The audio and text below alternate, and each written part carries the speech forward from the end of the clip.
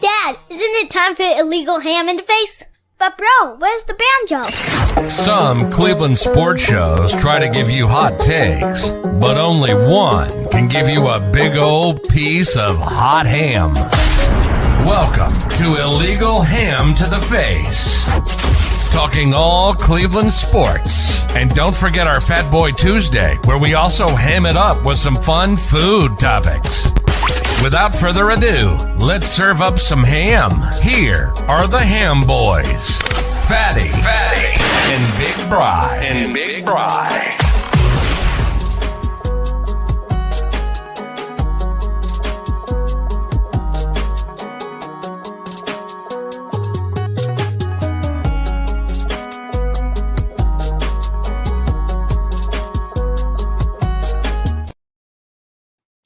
What is going on, everybody? Welcome in to our premiere on Network 216. We are Legal Ham to the Face. I am Fatty.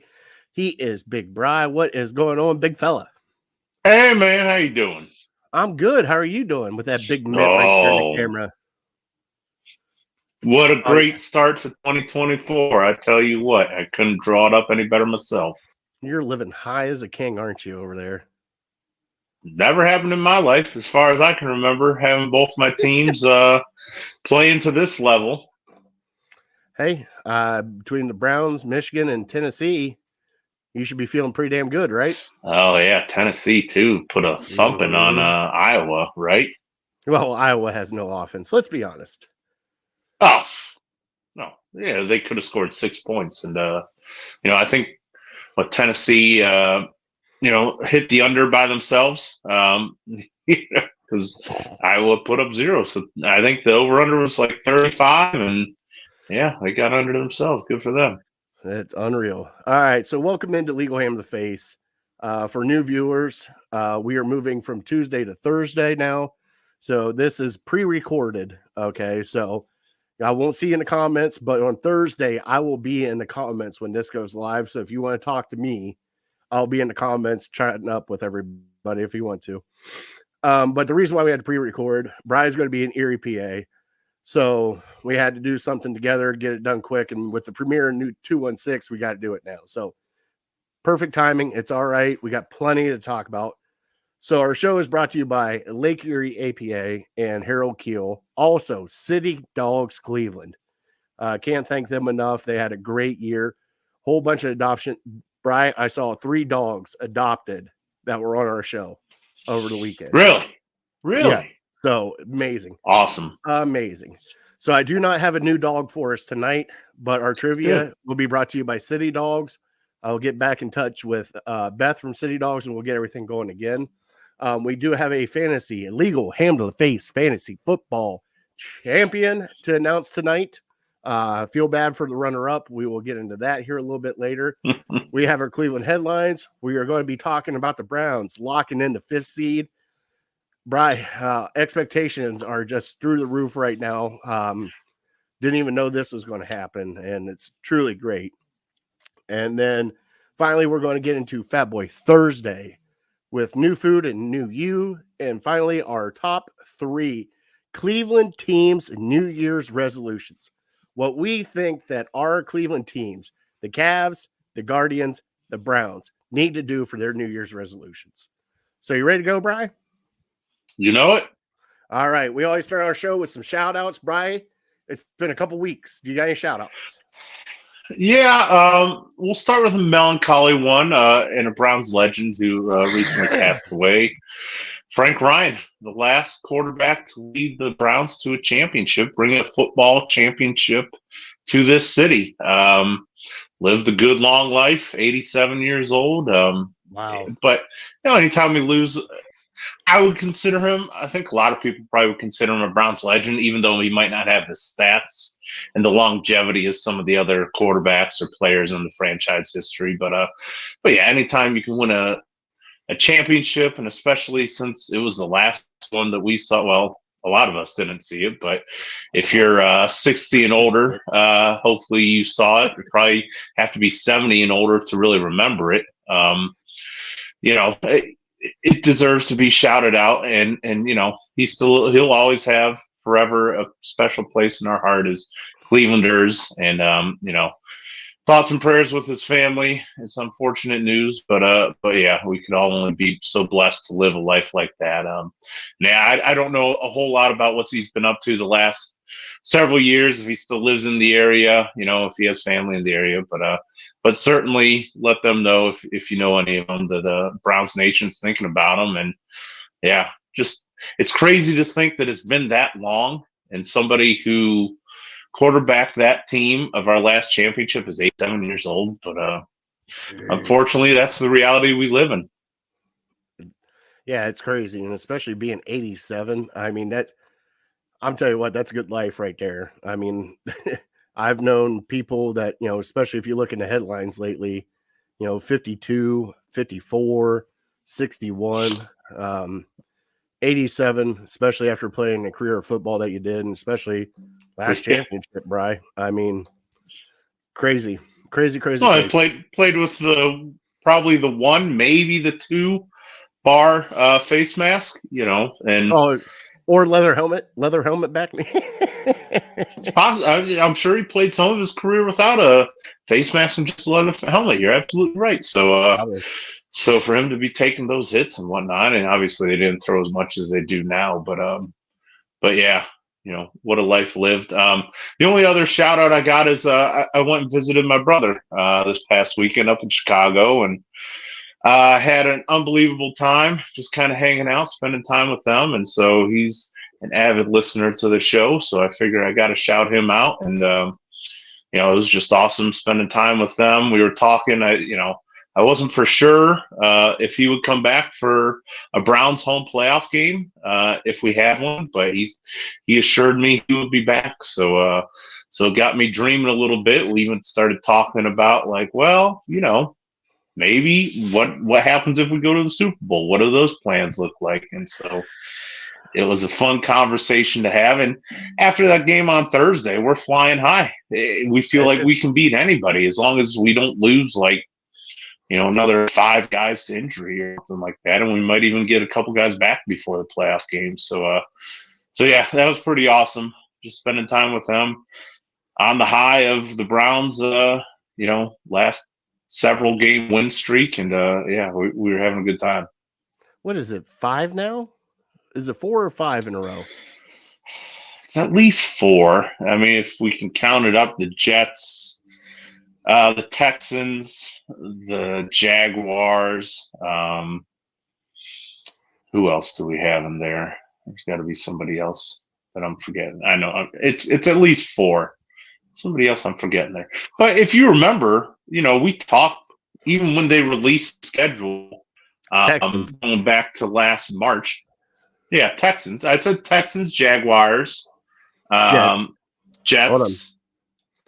I got it here. Let's find it. Feels like more than 3, Bears. right? Bears. Thank you. The Bears. Yep. Mm-hmm. So there's 4. But we talked when they released the schedule. We talked at the beginning of the year. If you can just get through that first month or 6 weeks with your head above water, the schedule lightens up at the end of the year, and you just have to handle your business.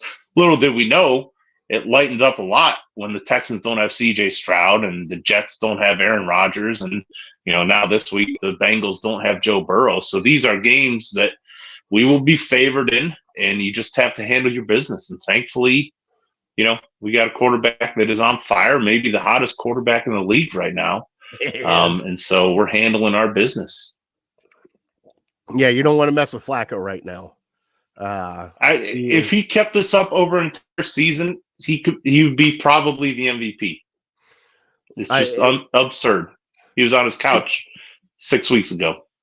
And the thing that really gets me though, Bri, is like when he throws an interception, I don't even care anymore. Like, just throw the ball. Fine. I don't care. Oh, wow. Look at that. It's interception. Don't care. Don't care anymore. You got 14 interceptions. You're leading us down the field with 300 yards passing. Looking the way you do. Might as well. Is that all you got for shout outs today, brother? That's it. Yep. Just sorry to leak into the Browns talk early, right. But yeah, that's what I got for shout outs. For me, I just got to shout out my family. We took some time off. Brian and I thought we might be able to do a show Friday night for you guys. Obviously that didn't happen. I didn't get in until later. So I just want to thank my family for just good times, much needed break over the holidays. Got my mom coming up this weekend. Got to shout out my dad who came in over Christmas Eve. So it's Christmas time. And also, since we really didn't do it before New Year's, we want to wish everybody a blessed New Year's, a blessed 2024. Brian and I have been fortunate for a lot of great things to happen to us. Brian getting ready to have a baby girl. Just everything that has happened to us, especially with the show and joining Network 216 and the things with Melt and the shows that we've done. We just want to thank everybody for your guys' support, watching us every week, helping us retweet, post, all that stuff, giving us content to talk about, especially in the comments.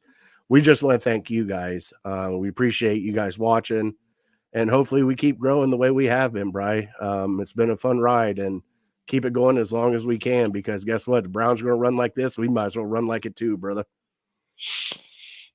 Absolutely. Yeah. Allow yourself to dream. Why not? All right. So let's get into our show how we always do our show, Bri. Let's get into our trivia, which is brought to you by City Dogs of Cleveland. And let me hit the sounder for us right here.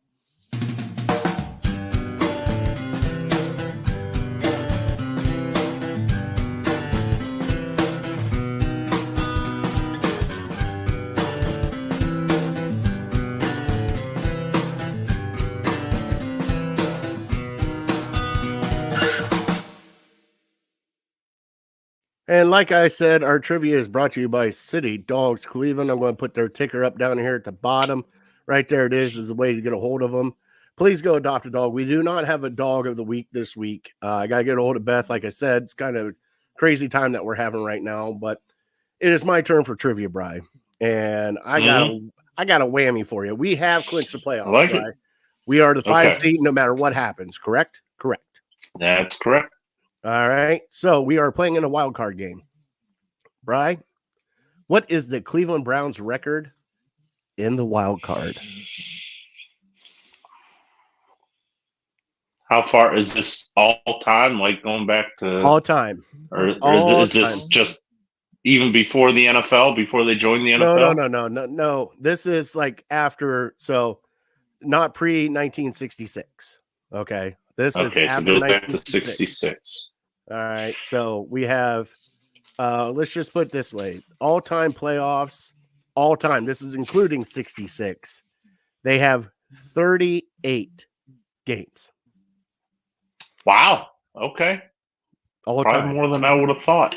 Okay, now that's including 1966 and before. Afterwards, okay, they have had, let's see here, 20 games. 20 games. So 20 games since 66. 20 games since 66. Okay, I got you. All right. Now, not all those are wild card games, Bri. No. Yep. Nope, I got you. I'm with you. All right, I got a guess. All right, like I said, go down there to City Dogs right there at the bottom. Their website is right there. Their phone number is right there. How you can meet a City Dog is down there. Please give them a call, help out, volunteer if you can. If not, donate whatever you can. They take all sorts of donations. I think they got a whole bunch of leashes from Chewy.com. Send them a whole bunch of dog leashes that they need. They need everything. Food, Kongs, snacks, treats, food. If you can help them out, please help them out. Get a hold of them right down there at the bottom. As well. Sure. Like I said, donations, even if you just want to hand them money, walk in, hand them $50. Yeah. They'll take it like you wouldn't believe. They need it for dogs that are injured, dogs that need surgeries. They need it for food. I mean, they've helped out so much. So we try to help them out because they have helped us. We love City Dogs. Both Brian and I have adoptable dogs. So please go adopt a dog. Please go help City Dogs Cleveland. Near and dear to our heart. All right, Bri, let's get through this first. All right, so we do our legal ham to the face fantasy football season is over. All right, we have the belt. The belt is coming, and we have a winner, and we have a runner-up, and I feel bad for the runner-up. First off, everybody that has joined the illegal ham to the face fantasy football, thank you. Joe Bear, Craig, let's see here. Lauren's in there. Big boy, big man. Good Lord, who am I forgetting? I got a whole list. Mark and Nick and Justin. Justin's in there. Justin, sure. So we had a whole bunch. If I'm forgetting you, I apologize. We had 14 of us or 12 of us. I can't remember. 14 this year. Okay. Brian and I have added a wrinkle in to every year now for fantasy football. Now, Big Man is going to get his championship belt. All right. Big Man, once he gets it, we will bring him on so he can show off the championship belt. But from here on out, every winner gets to choose the way we play fantasy football the next year. Brian and I talked about it. We've come up with some great gimmicks, Vampire League, Super Flex, everything else. We're leaving it up to the champion to decide our next year's fantasy football league. And if you don't want to, that's fine. You can pass that privilege along. Brian and I will take care of it. But that's what you get along with the championship belt, is you get to pick next year's fantasy football league and how we play it. So, Brian, it's going to be a fun year next year. I can't wait to see what Big Man's got in store for us.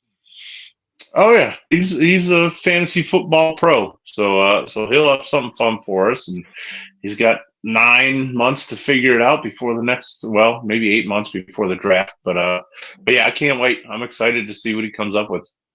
It will be fun, like it always was. Like I said, thank you guys again for joining the Fantasy Football League.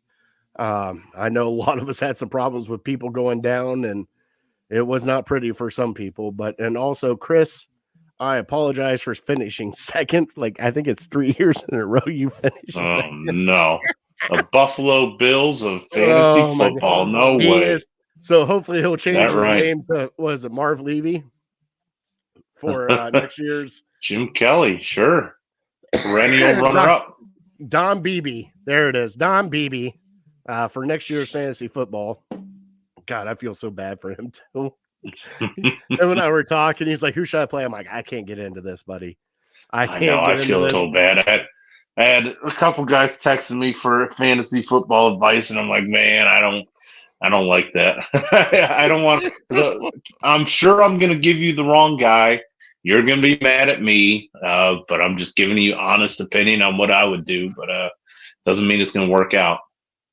Yeah, it's crazy. So next year will be a fun year for fantasy football. Like I said, thank you for everybody that joined us, had a blast with us. I can't thank you enough. It definitely was fun, especially, somebody who had like the most points ever, finishing like, I think he was 2-10 or something like that, 2-13. I felt bad. Who's that? Was it Nick or was it I think it might have been Mark. It might have been Mark. But Mark had a decent team. He just kept running into buzzsaws. That's what sucks about it, and what makes it great as well. Like this dude, I have 100 more points than this dude, and he's 5 spots ahead of me. How the hell does that happen, though? Just get lucky. All right, Bri, it's time to get in our Cleveland headlines, brother. Yep.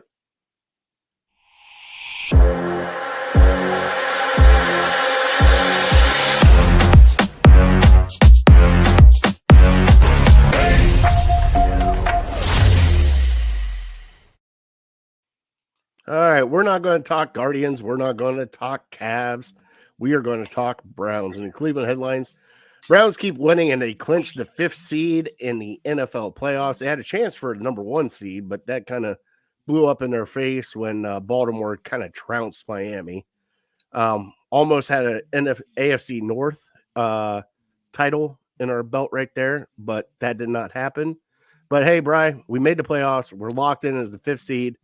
Bri, how's it feel to be locked in? As a Browns fan, you are locked in before the final week of the NFL, and you don't have to worry about anything, Bri. You were locked in 2 weeks ago. I don't know if it's happened in 30 years. I can't even say for sure if it happened in 94, but I remember 2002, the game against Atlanta, where the William run game, where we needed that game to win. And then we needed some other help as well to make it into the playoffs. It didn't happen that year. Then a couple years ago, the 2020 year, we had to beat the Steelers just to get in. So, we were gripping it right until the last fourth quarter of that game and just trying to get in and scratch and claw and, up until the very last seconds. So just to have a whole week, I don't know how to act. I've never really dealt with this from what I can remember, to where you're just sitting comfortably. Doesn't matter what we do at all in this game. And I thought of it a little bit maybe 4 or 5 weeks ago.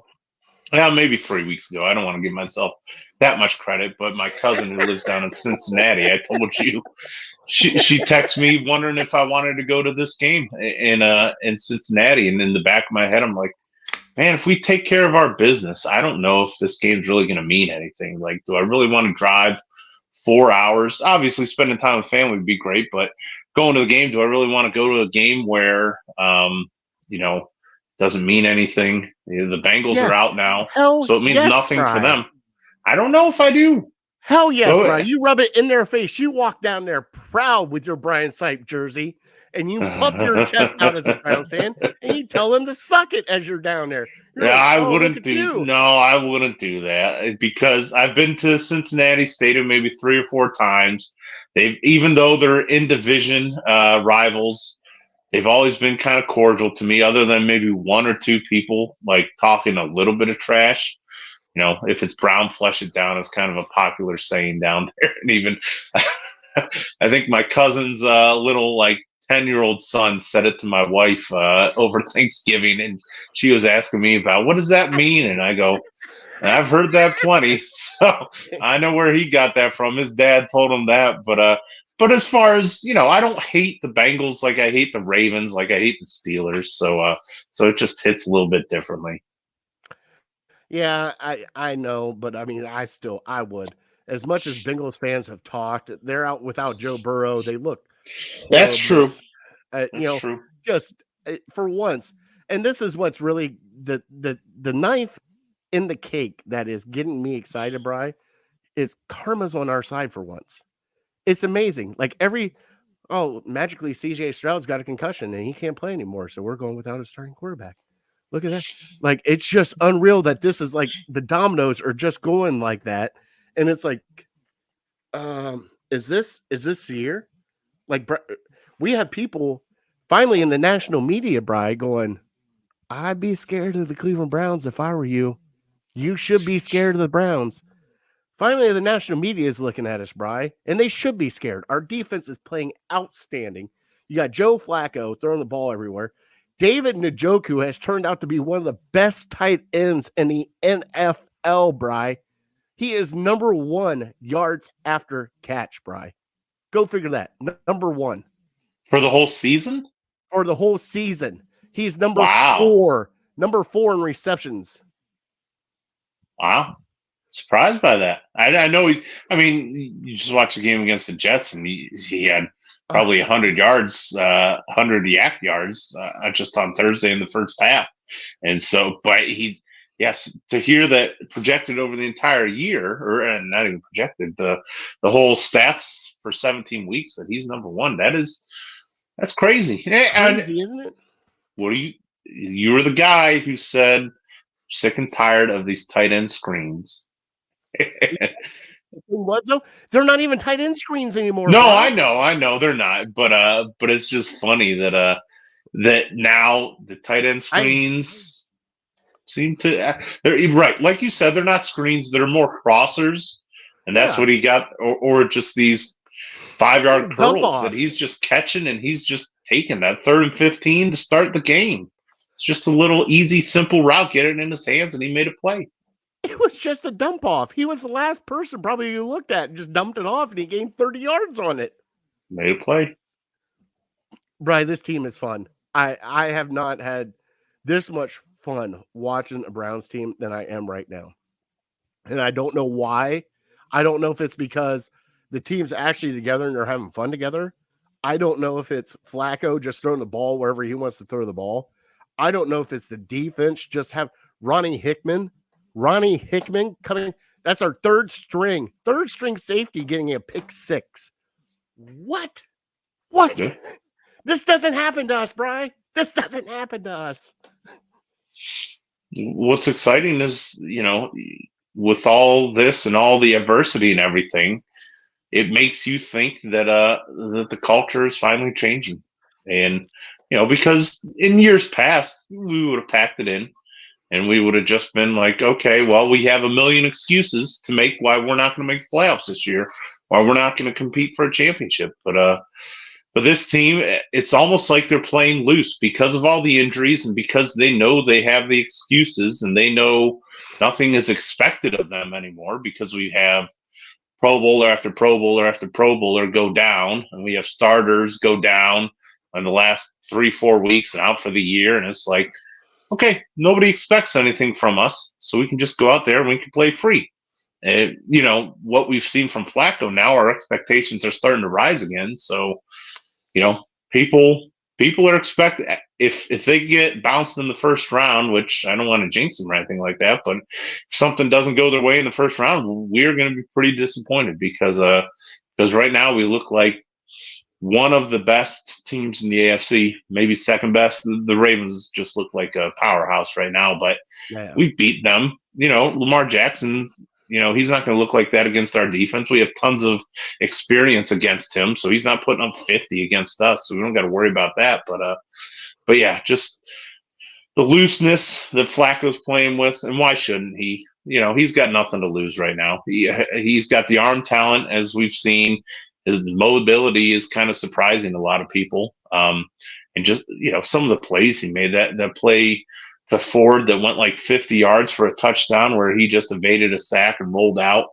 And I think they face masked him even, and he found him and threw it down the field, and Ford just did the rest. These guys are playing loose. These guys have nothing to lose. And it's just fun to watch because they're still very talented, and the coaching staffs, the schemes, they have not changed. They have not given up on these players.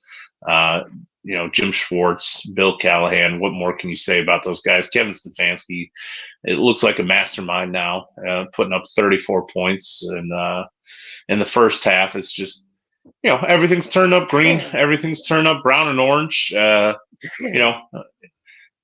long as you understand it's not going to be this great forever, we are going to face adversity again. But God bless you, and Thank you, sir. Just enjoy the ride. Like I've said in the past, just we're going to have 8 months of just mind-numbing quarterback talk, and it's going to suck. It's going to suck about, this is my guy, I want this guy, why can't we have that guy? It's going to suck. I'm just telling you right now. So enjoy this ride. Enjoy it. Right. I tell you what, and I know I've already had the questions asked to me. What happens if Flacco takes you to the Super Bowl? What happened? They're going to go back to Deshaun Watson. It doesn't matter what Flacco does this year. And I hate to tell people that. I really do. But they're going back to Deshaun Watson. You want to know why? The money, Bri. They invested so much money in Deshaun Watson that they have to see it through as an organization. They have to see it through. And it's not, it's not even like they have to. I understand what you're saying. They have to see it through, but it's a financial thing, and it's like you don't have a choice. You can't just cut Deshaun Watson and pivot to Joe Flacco. There's so much dead money. There's no way you could field a legitimate team. And now, go ahead. Yep, go ahead. No, you talk. No, if we can sign Joe Flacco as a backup, hell yes, that would be nice. But if he's playing like I said earlier, he's playing like an MVP. So why would he want to sign up to be a backup? Exactly. And that's the thing, because there's going to be teams out there looking for a quarterback, especially a bridge quarterback. And the way that he played this year, Bri, I mean, I'm surprised he's sitting on the count. He came in and picked up this offense, Bri, and this offense has been night and day since he's taken over. It really has. We've had a couple of hiccup games, but other than that, we finally have a passing game, Bri. What the hell is that? We haven't had that in 12 weeks. Yeah, and the hope is, if we can think about next year, even though I don't want to, the hope is that Deshaun sees what Flacco's doing, sees the potential in this offense, and says, okay, if I can just make these reads and maybe not give up on these routes so quickly to where he's trying to bounce out of the pocket, even though that's his game. He's a different quarterback than Flacco. But maybe, I've always said, even though he played this year more like Lamar Jackson, I think if he could play more like Pat Mahomes, just stay in the pocket, scramble around, stay behind the line of scrimmage, eyes downfield, and then, on the 3rd and 10s or the 3rd and 8s or whatever, when you have to scramble and pick up a first down, that's when you do it. But you're not looking to run 10 to 15 times a game, and because that's where he's getting it. So maybe he adjusts his game a little bit, especially with the injury. But yeah, I'm sorry. I said I didn't want to talk about next year and everything that entitles. I'm trying to stay in the moment because right now, this current team, the Browns look like they can beat anybody. So I believe it. I've had people say this is like the Cardiac Kids reincarnated. Like that's how they're playing. Like it's crazy because if you look at all their games, Bri, I mean, all their games have been close. Like we've had the first half that was kind of iffy. But then after that, Bri, I mean, we've had, let's see here, we beat the Jets 37-20, 36-22 Browns, the close one with the Bears 20-17, beat the Jags 31-27, even though that felt like it was running away before the Jags came back. You know what I'm saying? So like we've had this run that we've had, and go ahead. But we are riding this high from the Jets game and how great it was. But, let's look at the team. We haven't beat a great team yet with Joe Flacco. We've beaten some pretty good teams. The Jaguars are pretty good, but they've kind of sucked the last month. The Bears are pretty good. They're kind of making a surgence towards the playoffs.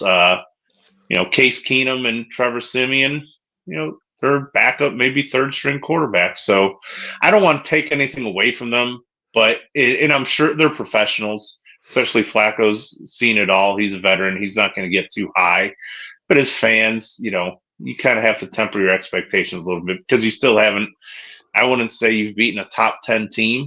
Even though some people might say that Jaguars kind of on the edge. But, like I said, they've struggled quite a bit lately. But it gives you that confidence. If you can keep playing with confidence, the sky's the limit. And, the Bears game, some people would argue you didn't have any business winning that game, but you made a play and you came back.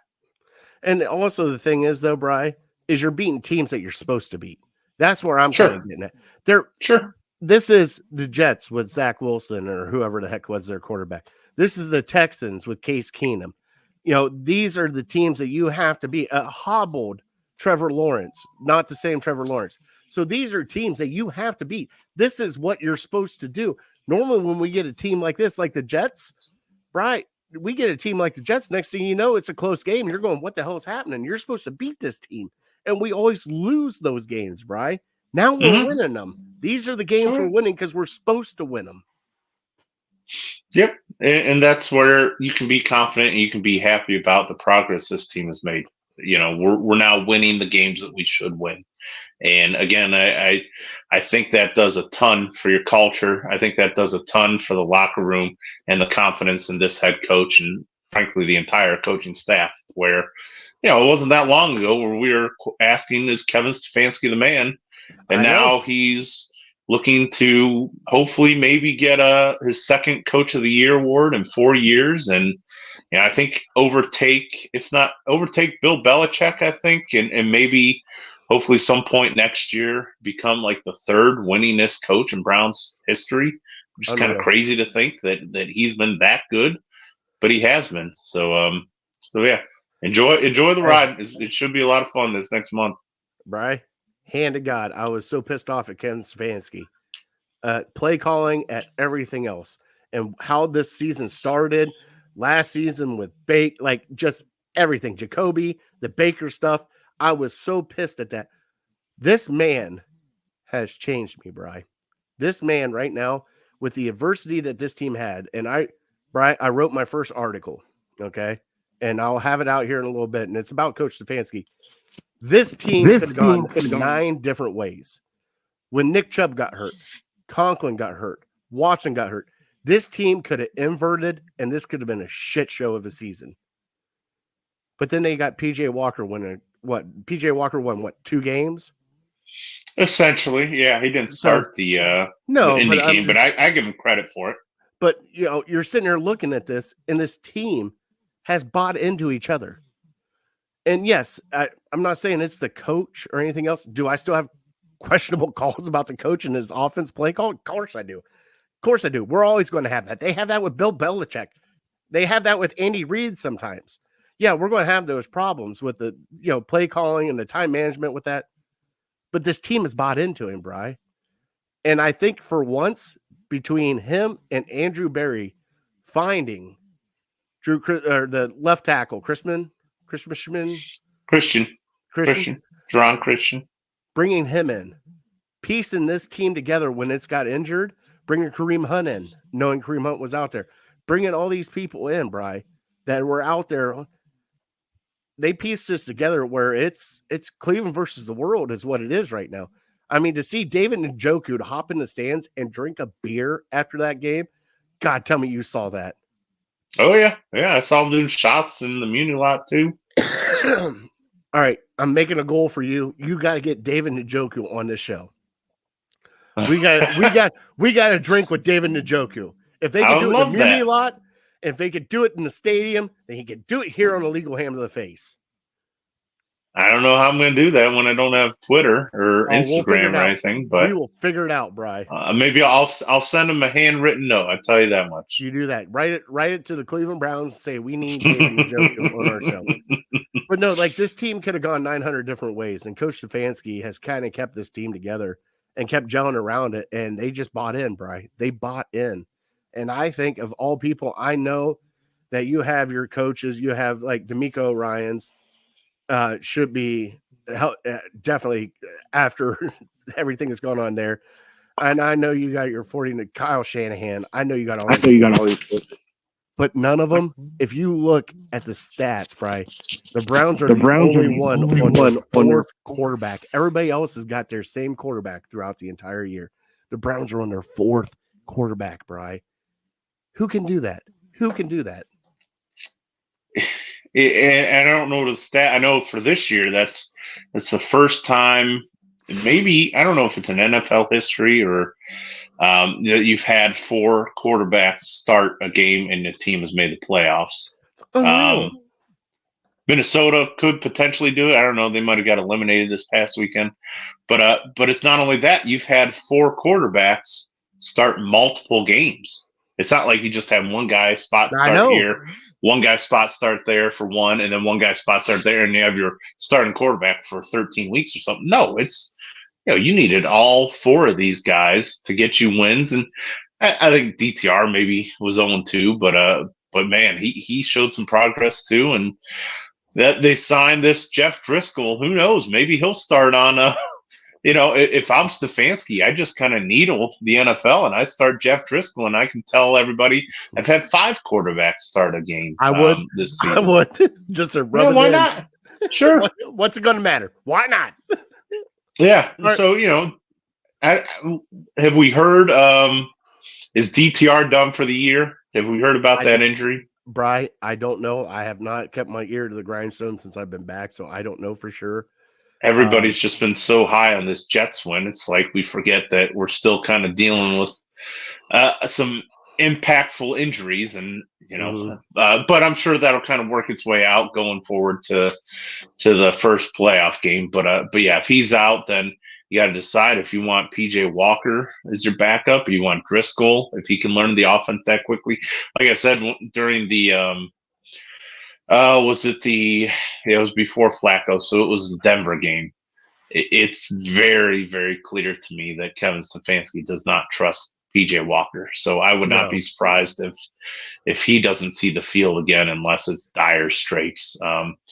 But they signed Driscoll, I think, on Friday or Saturday or something like that. So that kind of told me it was on Friday because I saw it on my flight out.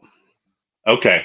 So yeah, that them signing him when they did that kind of told me that they're going to be sitting Flacco this week, and that was even before the Ravens won. So they might have, I know they haven't come out and officially said who's going to play and who's going to sit, but I think they probably made that decision even before the Ravens game because, right now, if Flacco goes down, you're screwed again, unless, Jeff Driscoll can find lightning in a bottle like Joe Flacco did. Who knows? You're right. Why not? Why maybe not? We're the crazier Cleveland things Browns. have happened. Why not? So I would think maybe the intention is for him to be the backup, but hopefully we never have to see him. But yeah, Flacco does not need to play in this game. Myles Garrett, I wrote down a list of guys.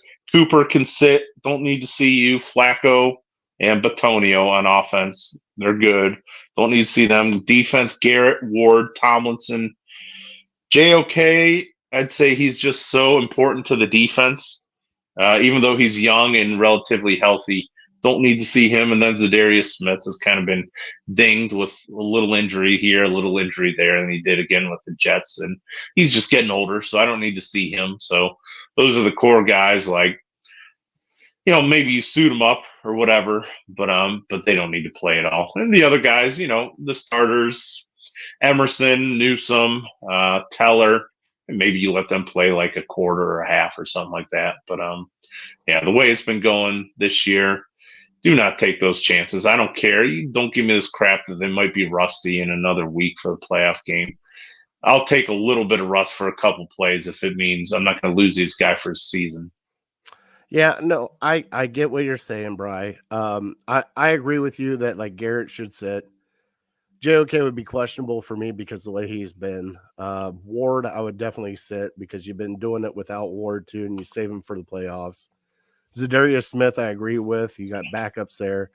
The thing that sucks, though, is your wide receivers are thin. You'd have to bring in because Elijah Moore, prayers to him. We didn't talk about that, the concussion that he had. And we know Amari's kind of banged up, but you got two of your top wide receivers out. So you're going to go with Tillman, David Bell, and then God, who else? Austin Watkins. We've been calling for him since. We'll see what happens. They must have something again. Sometimes Stefanski just seems like he has his guys and not his guys. And like I said, with PJ Walker clearly not being one of his guys, maybe Watkins isn't one of his guys. And there was another wide receiver in the preseason that popped a little bit, wasn't there? Can't remember his name. Yeah, but I can't remember his name offhand. No, me either. But I kind of, not that I don't disagree with you on Flacco. With Flacco, I'm kind of indifferent. Like, it's just, I understand what you're saying, but I can see Flacco's smart enough, and he's a veteran that you could actually tell him to play smart. And like, if it's not there, I don't care if you take the intentional grounding penalty, do it. Like, if it's not there, don't do it. Don't get hit. Like, and that's all you got to tell him. Like, he'll understand that as a veteran. He'll get rid of the ball. He'll protect himself. That's why I'm kind of like, I kind of want to keep him in there, especially getting some of the other wide receivers that are new, getting Njoku back in it. Man, it'd be hard to sit Flacco, but I understand sitting some people. But I understand why you would sit Flacco too. I mean, I get it, Brian. Oh, absolutely. Non-contact injuries are a thing. I know. So even if he's throwing it away after 2 seconds and nobody's even near him, him just rolling out of the pocket, he plants his foot wrong. I think it's supposed to be not great weather. They're maybe calling for a winter snowstorm to hit Cincinnati on Saturday, I think. So, yeah, I don't think the Browns would, just knowing how important he is, knowing how important Myles Garrett is, Denzel Ward, Joel Batonio. I think Cooper, those are the five guys that I think, no way, no how they shouldn't be playing in this game. Yeah, I get it. You asked me a question earlier. You want to ask me it now? Yep. So thinking about the teams that we know now, or if you want to project, if there's a wild card team or something like that, is there anybody in the AFC who you would prefer to not play, to not go through, for whatever reason, and then just explain, why you want to avoid that team? So I told you I had two. All right. Right. I think we can match up with most of the AFC that's in the playoffs right now. the two teams that scare me, Bri, right now. Mm-hmm. If the Texans get in with CJ Stroud, that scares me. Texans played is tough. All right. I don't know what it is, but I want to see what CJ Stroud. That's one. Because I'm not worried about the Jags. I'm not worried about the Colts because those are the other teams that might possibly play, maybe even the Bills. Mm-hmm. The other team, Baltimore, man. Baltimore putting up 50 on Miami, the way they're playing right now. And I know we have their number, Bri. I know we've beaten them. And it's going to take a superior defensive effort. Like if we get to the Super Bowl, Bri, it is not going to be Joe Flacco. It is going to be our defense shutting people down. And I want people to realize that because there's going to be times that Flacco can't do it. Our defense is a legit Super Bowl defense. Even with the people out that are out, our defense has been playing fantastic. All right. That's the only two teams that scare me. And it's not that I'm like super scared of the Texans. We just didn't face CJ Stroud yet, Bri. Everybody else we faced. Like, I'm not worried about the Colts. We beat the Colts. Not worried about the Jags. Patrick Mahomes right now, they're in kind of like a level. But, man, Baltimore is playing some really good football right now. And you don't know the rookie quarterback effect, Bri, with CJ Stroud. You don't know. I guess I should not have been surprised with your Ohio State love for CJ Stroud. I'm not scared of a rookie. I'm not scared. Jim Schwartz versus a rookie quarterback? Give me a break. I ain't scared of that. Bring him on. Oh, okay. I'm not saying not. I'm just saying out of those teams, like we've already played Jacksonville. We've already played Trevor Lawrence. We've already played the starting quarterback. We haven't played CJ Stroud, Bri. We played every other quarterback that's in this playoff, with the exception of Tua and Patrick Mahomes. There you go. There's the team that worries me the most. Miami the Miami Dolphins. Do you remember how they torched us last year? Torched us. We were never even in the game. And what is this defense like to play? And what do they hang their hat on? Man to man. Can you trust? And I know their wide receivers are banged up. Kheel missed a couple weeks ago. Jalen Waddle missed this past week. But with that speed on that team, you can't play man-to-man against them. And what's another weakness on our defense right now? Juan Thornhill's banged up. Grant Delpit maybe not play. So you got rookie undrafted safeties, and you got safeties that haven't really proven a whole lot in this league, and you're going to trust them to try to keep up with these track stars of Miami. That's the one team that I would prefer not to play, and we would have to play them in Miami. And unless Buffalo knocks them off and they become a wild card team, I guess. But most likely we'd have to play them in Miami, which means great weather for them, which means they're just flying all over the place. And I still remember some of the throws that Tua made against us last year. He was dropping dimes all over the field. And I know it's a different defense, and I don't expect them to have that kind of a success against our defense again. And certainly with Chubb being out for the Dolphins now, that makes their defense more susceptible. So I think we can keep up with them scoring-wise, But yeah, that's the one offense that scares me probably the most. First, certainly in the AFC, even though Patrick Mahomes, he's a magic man in the playoffs. But yeah, the speed of Miami defense, I don't think you can play man-to-man against them. So that would give me some worry. I mean, I didn't think about that, Bri, and now that you brought it up, I kind of get it with the speed. Yeah. They're not healthy right now, so maybe, we might not even have to face them. Maybe they lose in the first round, but if there's some way that we can avoid them, I'd be happy about that. Even if we have to play Baltimore, I'm more comfortable playing Baltimore. We know Baltimore's offense. We know how to slow down Lamar. You just have to tackle him when you get your hands on him. Yeah, I get it. All right, Bryce. So we really got to get into one thing that we both love is college football. And kudos to your Michigan Wolverines. They beat Alabama in overtime. Your Tennessee Volunteers won. And my Ohio State Buckeyes looked like complete dog shit. But right now we got college. We got Michigan versus Washington. Michael Penix Jr., who is, Brian, did you know he beat Michigan? I did know. Yeah, he was good at He was good at Indiana, if you remember. I mean, I don't he know. had I no don't think he weapons, ever beat though. Ohio State, but yeah, you remember those games against Ohio God, State yeah. where it's like this quarterback's got something, and then for whatever reason, it just didn't work. I think he should have won the Heisman. I think he was the best quarterback in college football. Hey, he was right there, bud.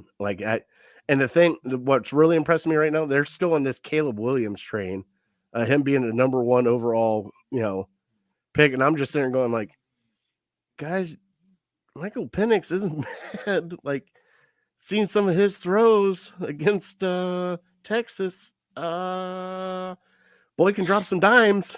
Like, I'm not lying.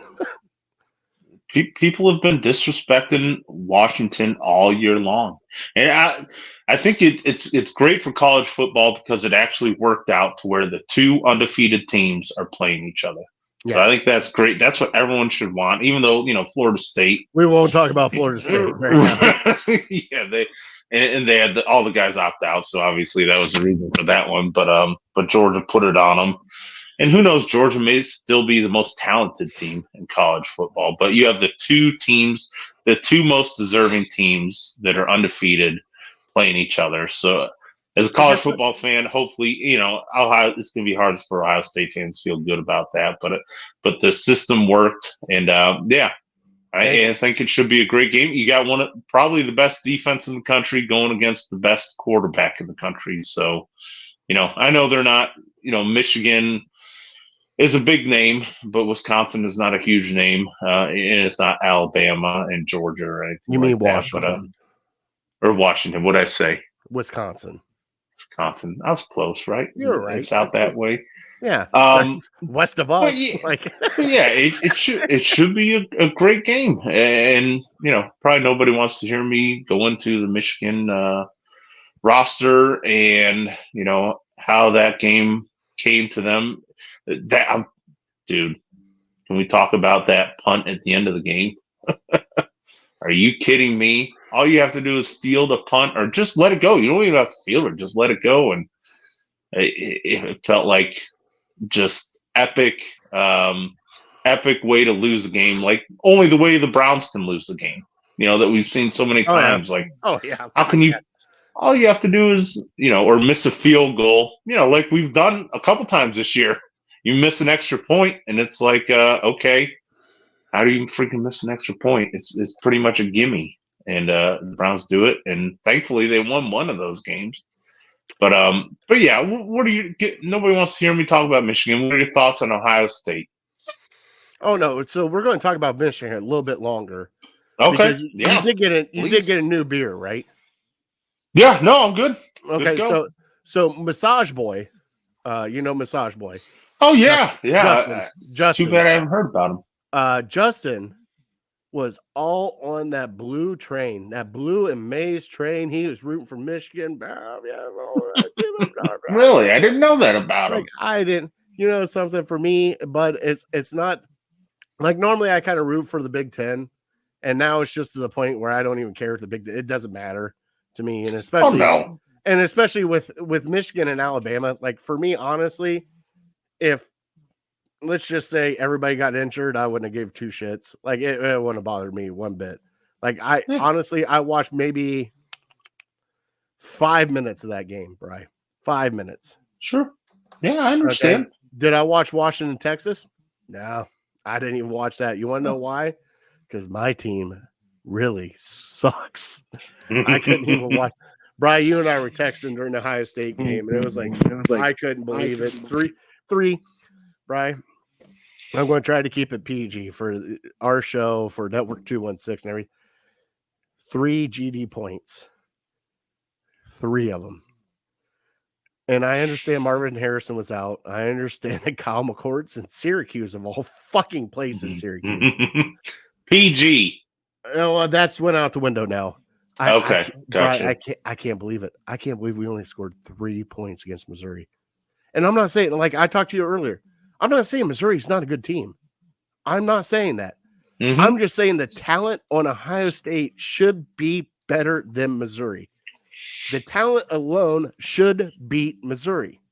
You were there to beat Alabama. You were there to beat Michigan. You're there to beat the elites of the elites. and you lost to Missouri, Brian. Like, Yeah. that's a kick in the dick as an Ohio State fan. I told you, I think Ohio State fans for sure, and probably even leaked into the players a little bit. They thought, what was it, the Cotton Bowl? Is that what they played in? Yeah. It wasn't a New Year's Day Bowl, which kind of confused me a little bit. Right. Because, I mean, they had, all right, so Wisconsin played LSU. All right. And that was one of the games beforehand on Oregon Liberty was another one. And Oregon and Liberty. You figured that, the number 8 versus the number 9 would get a New Year's Day game, right? Yeah, that's weird. Georgia, Florida State wasn't a New Year's Day. I think they're trying to spread it out a little bit. It was primetime viewing on a Friday night, though. Well, I mean, okay. How about this? Let's be honest. The bowl season is dead. They shouldn't even do it anymore. It's been I dead. know it's been dead. It's been dead for years. My dad brought especially this up with to me. Go ahead.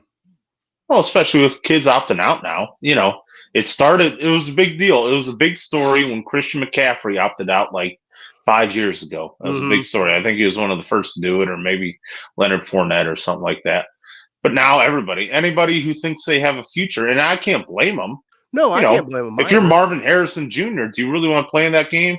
Blow your knee out, and now you're out for your entire rookie year? Yeah, hell no. For a game that doesn't mean anything. But what it does mean, it means something for Ryan Day. And, it came out today that one of the offensive linemen said on a podcast they only practiced 6 times between the Michigan game and this.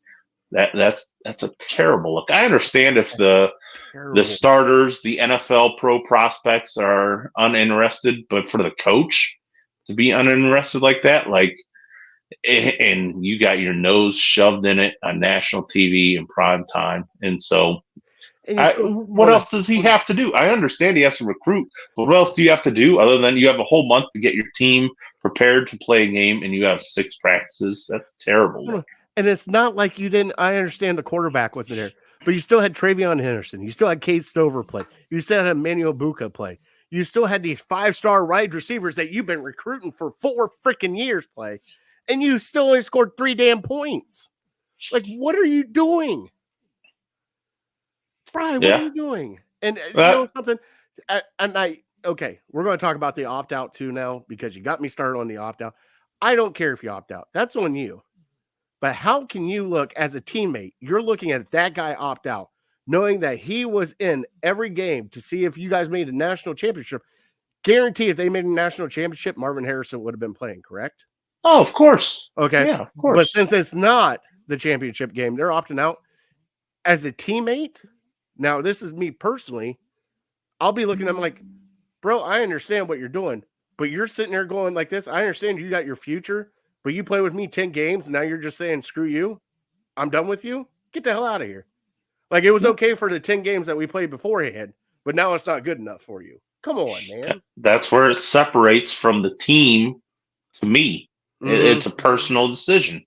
They've made that decision, and I understand it, obviously. For sure, with these games. Now, next year, there are going to be a lot more games, 12 teams, where their bowl game means something. So you're going to see the best of the best play each other. But yeah, I'm sure. Let me know, how do you feel about Ryan Day? Do you want him back for another year? Do you want him fired? I think they're bringing him back, but I'm curious what you say.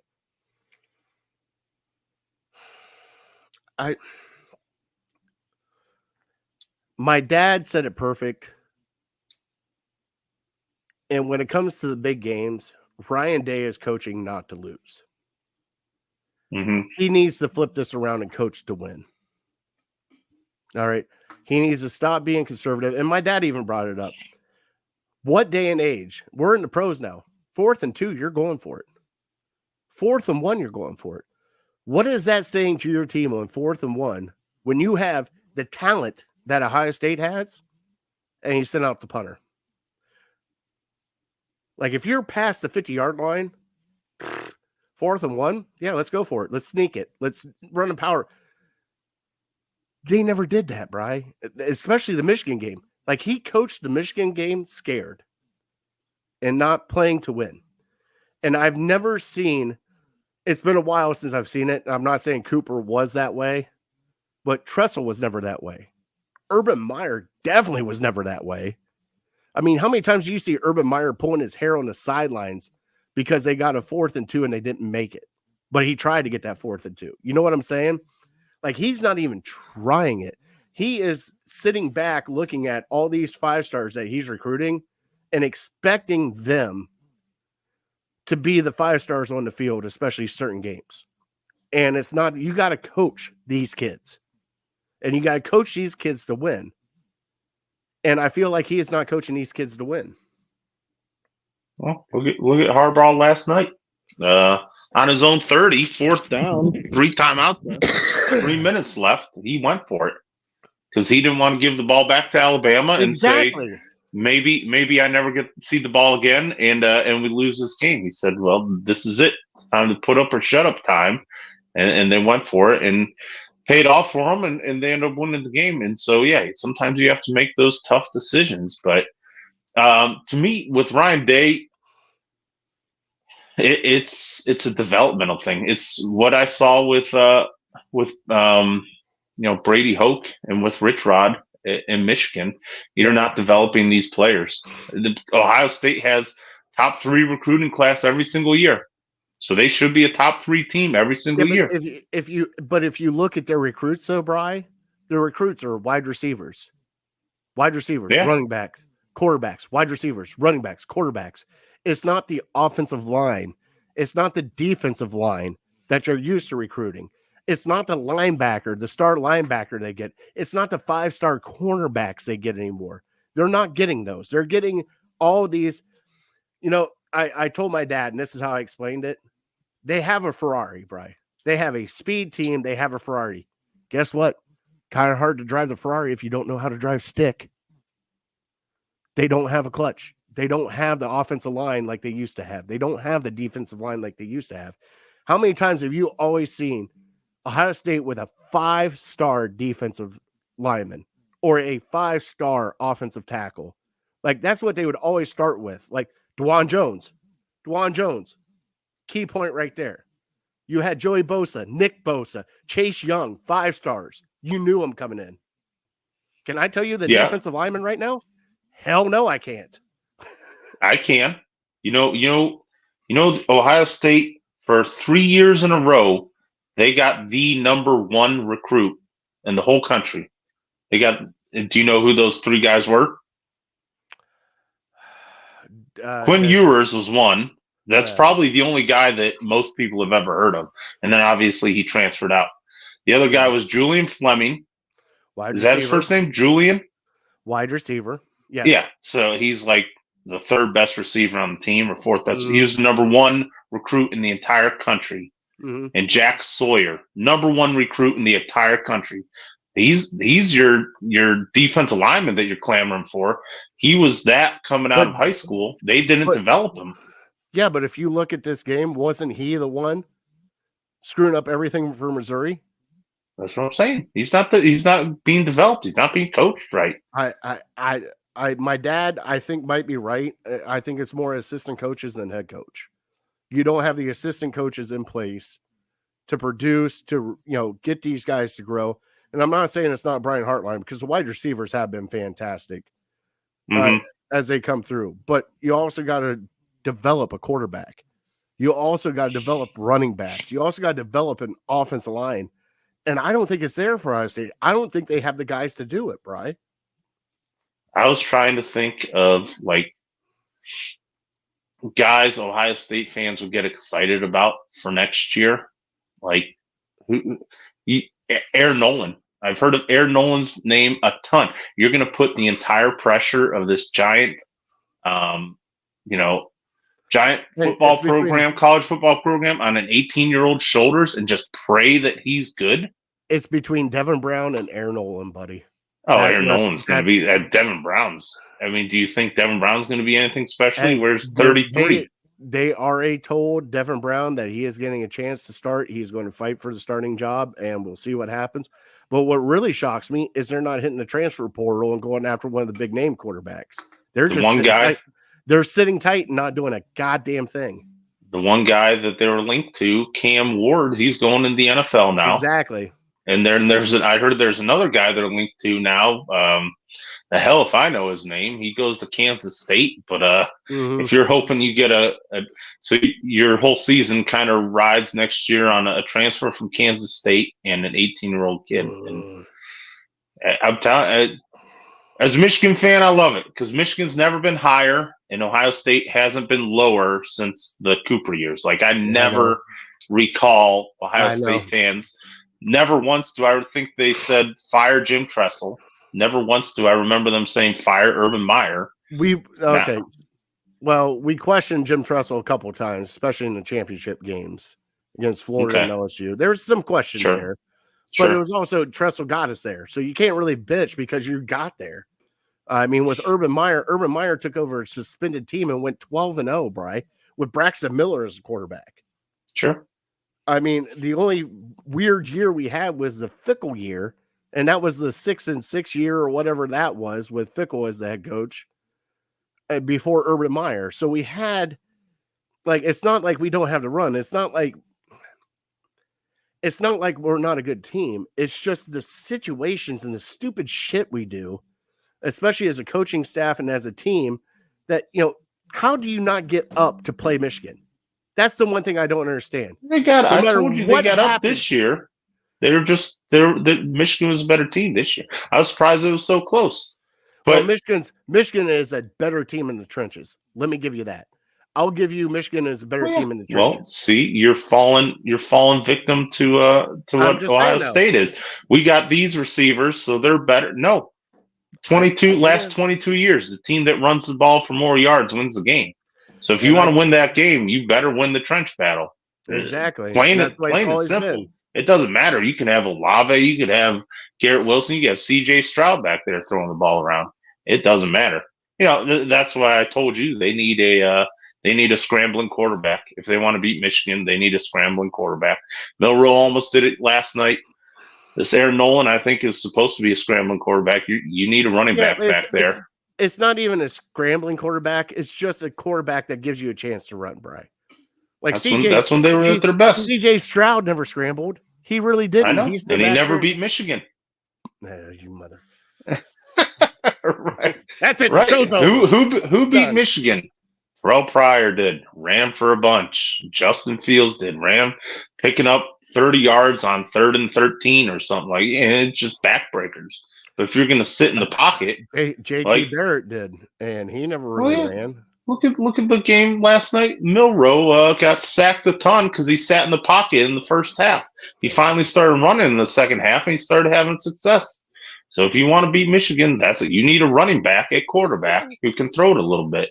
But I worry. So Ohio State's going to get a little bit of a break because there's no doubt Harbaugh's going to the NFL now, and I pray Michigan doesn't make the same mistake that Ohio State made and just promote from within. This guy was head coach for an interim time for 3 games, and he looked pretty good.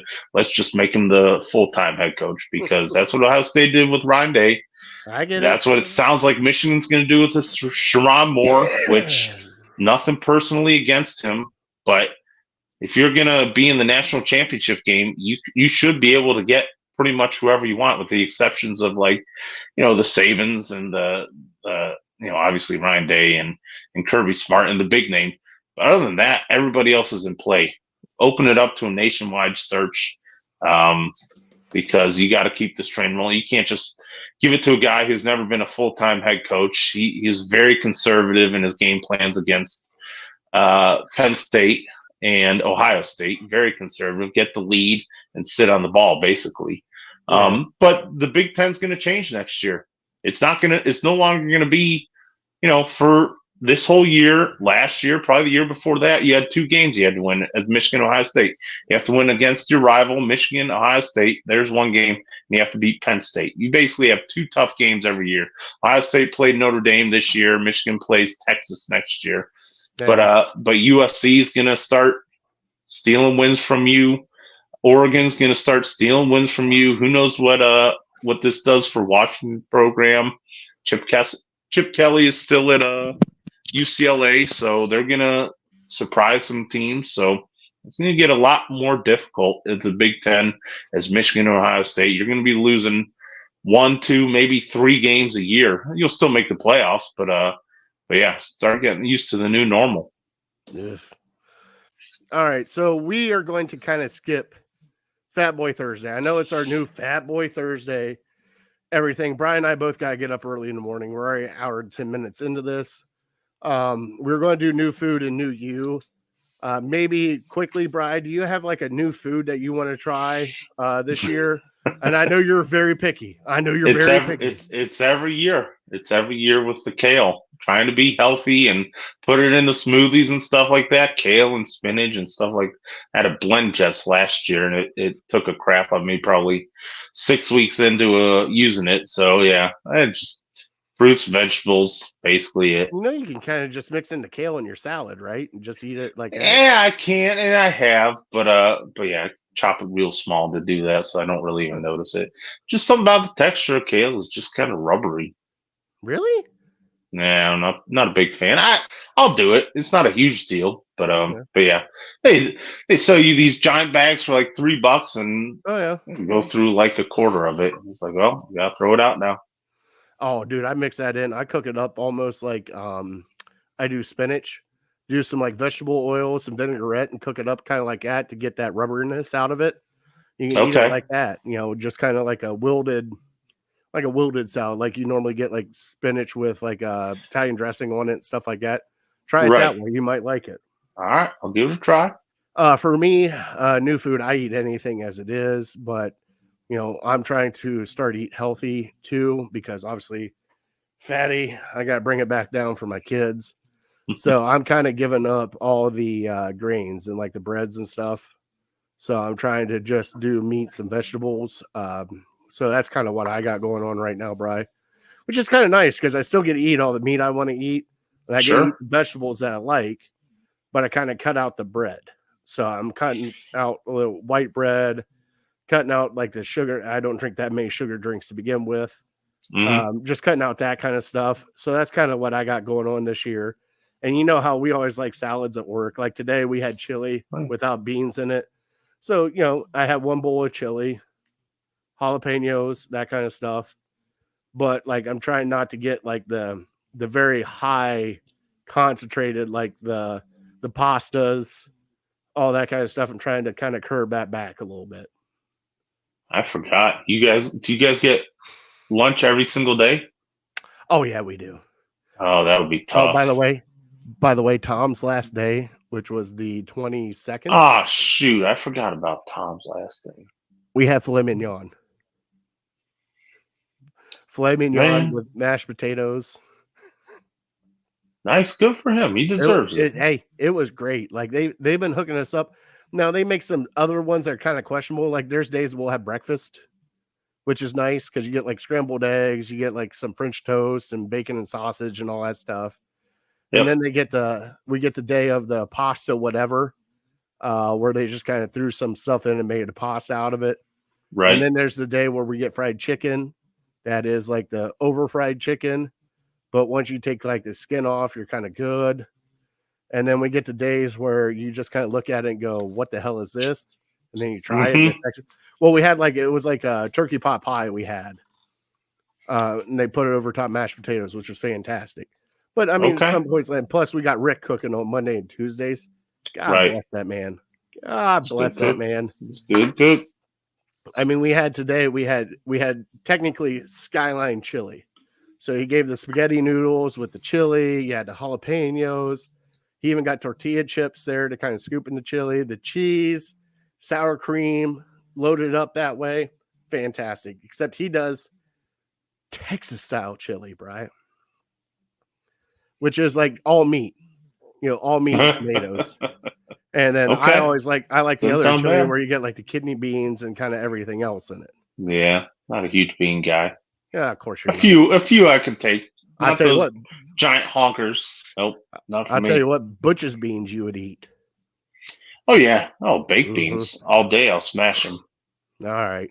Well, that was our Fat Boy Thursday. That was definitely a quick Fat Boy Thursday, right? Turn from vegetables into meat and beans in a hurry.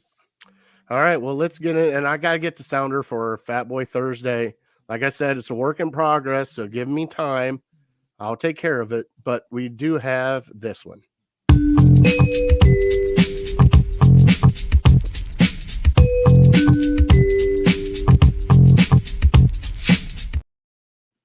In our top 3 today, Bri, I brought up, let's do New Year's resolutions, and let's do it for each Cleveland team.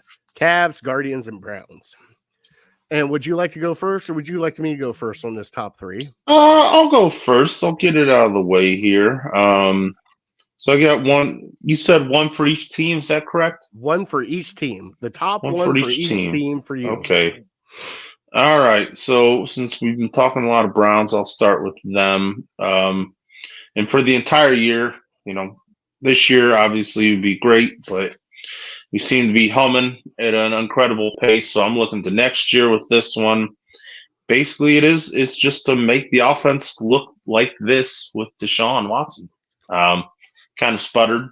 Obviously, it's had its issues, and it's probably going to look completely different with Deshaun, the way he plays. Also with Nick Chubb, you're going to make a point to get him the ball a lot more than you do Jerome Ford, even though Jerome Ford had some great runs against the Jets. I was surprised to see his stat line the way it was because it didn't look too impressive, but he had 3 or 4, maybe 5 really nice, impressive runs.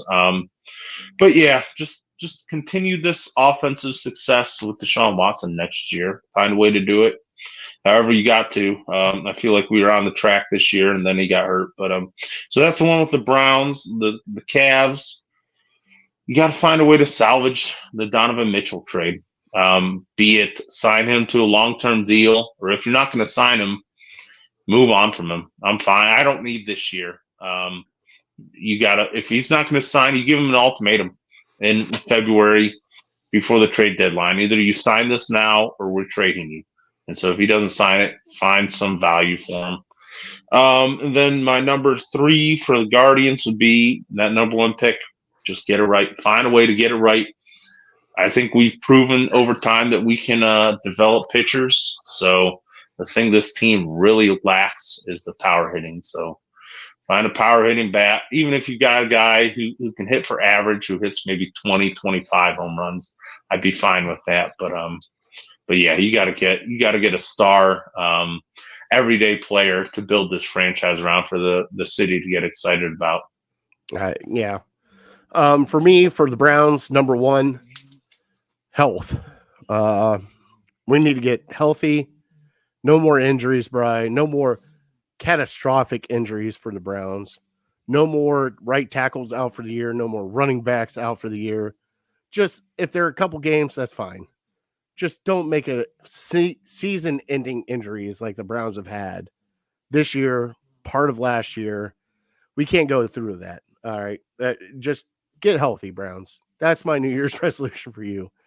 Number 2, the Cavs. I'm kind of with you on the Donovan Mitchell, but to be honest, Brian, I'm kind of over the Donovan Mitchell. I don't think I understand why the trade happened. I'm not saying that he's not a great player. He is. I just don't think it's the right fit for the Cavs. I might be wrong. I might be in the minority. But I just think moving on from Donovan Mitchell right now would probably be the best thing for the Cavs to do, to recoup some of the stuff they gave up for Donovan Mitchell and see what they can get. That's kind of where I'm at, but I'm not saying they're not winning. I'm not saying he's not playing great, because he is.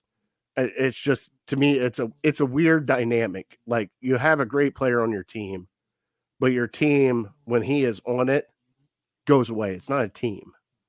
And it seems like when we win, it's a team mentality instead of somebody taking it from the key and kind of doing what he does. You know what I mean? Mm-hmm. And for the Guardians, Bri, I am 100% with you. We draft, pitchers and just turn over pitchers like crazy. And that number 1 overall pick, go give me a power bat. I don't care if he strikes out 400 times. If he hits 35 home runs, we haven't seen it. We haven't seen it in like 10 years for in a while. Nope. Guardians. Like, yes, Jose is great. Jose gets you 25 home runs. We need a guy in a lineup that can get you at least 40 home runs. At least, or close to it, between 30 and 40 home runs to scare the life into other teams. And guess what? You got to get that with the number one pick. I don't need a stub pitcher. I don't need anything else. You've been known to develop pitchers. I don't need a middle infielder. I don't need another shortstop, a second baseman. I need either a first baseman, a right fielder, a left fielder, or, dare I say, a backup third baseman that could crush the damn ball. Like, I'm just tired of it, Bri. Mm-hmm. It's all it I is. get it. Yeah. And that's where I'm at with our top three. Bri, let's finish up our trivia. I asked you a question, and it was, what is the Browns' record in the wild card division? Wild card round. Wild card round. I was going to go lower, but thinking back to 2020 with that win, I'm saying 4-5. Oh, you're close. Okay. 2-3 in the wild card round. 2-3. 2-3. So they've only won one other wild card game other than 2020? And other than the Pittsburgh Steelers. Can you name me the team that they won against? Well, it's got to be in the 80s. They must have had a lot of first-round buys in the 80s, I guess. No? 1995.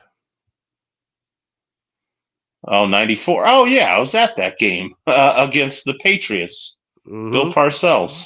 Yeah, that's right. They have lost to Pittsburgh Steelers 2002. They have lost to the Houston Oilers 1988. And they have lost to, where is it? The Los Angeles Raiders 1982. Wow. So all those runs in the 80s, I guess they had the first round buy in. Can't remember. Maybe two teams. Maybe two teams got a buy back then. Okay. Oh yeah. Well, yeah. Well, this is the first time that we finished with a record ahead of the Steelers since '88. Is it? That's the last time we had a better record than the Steelers. That's freaking unbelievable. It's crazy, right? So right now, the wild card round, you have 5 games. You're 2-3. You had 15 games in the division, 7-8. Okay. Conference championship, you have 5 games. You're 0-5 in the conference championships. And pre-1966, this is the best stat. Pre-1966, 13 games in the playoffs. You're 8-5. Wow. Yep. Powerhouse back then. So right now, all-time playoff record for the Cleveland Browns is 38 games. You're 17-21 all-time in the playoffs, including 1966 and before. About right. Pretty good stat, though, right? No, very good. Yeah, a lot of different tentacles to that one. That was good. One hell of a trivia question, bro. I come up with some every now and then. I come up with some good ones. A lot of research into that one. Nice. Surprising stuff, though. Like I said about the 80s, they didn't win a wild card round other than, what did you say, 82? Well, not at all. They lost in 82, huh? Mm-mm. They lost in 82 and they lost in 88. Wow. And that was Houston Oilers, not Houston Texans. Houston Oilers. Oh, I remember. That was probably Warren Moon, wasn't it? No, that was pre-Warm Moon, I would think. 88? Oh, 88? Oh, yeah. Yeah, probably Warm Moon. That 82, Moon, I think it was before Warm Moon. That might have been. That was the Raiders in 82. Gotcha. So, yeah, that definitely, yeah. But we want to thank everybody for watching the show tonight. Please, we're on Network 216 now. Please go like, subscribe, all that stuff for Network 216. We always give away a Victory Monday t-shirt if the Browns win from Homage. Please go on Twitter and check that out. You get a chance to win a Victory Monday t-shirt from Homage. Network 216 is sponsored by Homage here before long. Brian and I are going to get some t-shirts. So we'll be, hey, can't go wrong with it. It's Columbus based, by the way. Did you not know that? I did know that, even though they do sell Michigan stuff there. No, I can't do it. I have a couple homage shirts. I was about to get ready to order another one. Their orange shirts are really, really nice. Their orange brown shirts. Yeah, they really like they give away. So on Network 216, they give away the actual Victory Monday T-shirt, the one with the United States with the Browns logo on it. It says Victory Yep, Monday. I got that. Oh, So, it says Victory Monday on it. Mm-hmm. So that's Oh, really? that's what they give away every Victory Monday. They give that away. So join us. Like I said, like, subscribe, catch us on Network 216, catch us on all of our Legal Ham to the Face pages. That's not changing. We just moved times, Bri. Move dates, same time. We're on Thursdays now. Yep. So we want to thank our troops, first responders, for everything you guys do. We want to bless everybody for a happy new year. Bri, the end of the show. Yep. God bless them. God bless you. God bless America. I am that fat guy. Thank you guys for watching us here on the Legal Ham to the Face, our premiere for Network 216. We're definitely uncorked, unloaded. We're out. Say it.